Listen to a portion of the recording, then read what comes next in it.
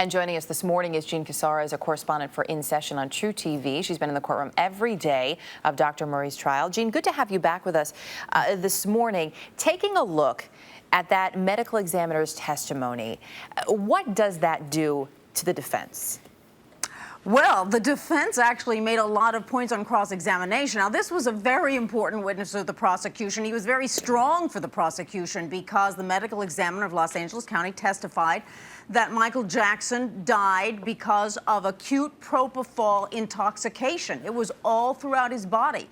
And so the manner of death was homicide, death at the hands of another. And he testified that the reason he came to these conclusions was because Conrad Murray admitted that he'd given Michael Jackson propofol and these other sedatives to put him to sleep, and that propofol should never be used for insomnia, and it was done in a bedroom. There wasn't a monitoring device if something went wrong. And he really said what he thought happened was that Conrad Murray couldn't have known how much he was giving him because he didn't have that device to adequately measure the amount of propofol. So too much went in him and he died.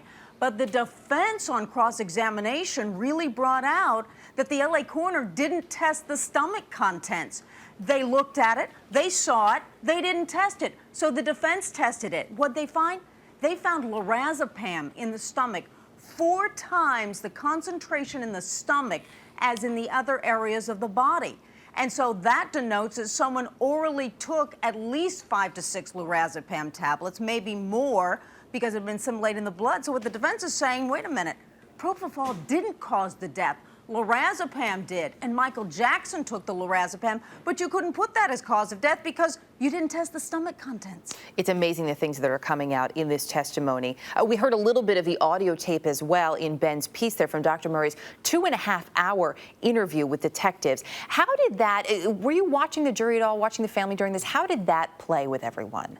I was watching the jury and I was watching Katherine Jackson. She was in the courtroom yesterday, and they were only there for the first morning session, but it was the part of the audio tape where Conrad Murray says the children were in one room, Katherine was in another room, and the children had to be told. So I went in there along with Michael Jackson's manager, and Paris started crying, and she started saying, "I don't want to be an orphan."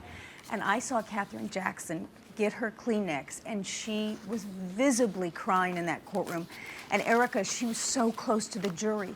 I mean, they would look at her a little bit, and the Jackson family is so predominant in that courtroom in the second row, so close to the jury. You just can't ignore them.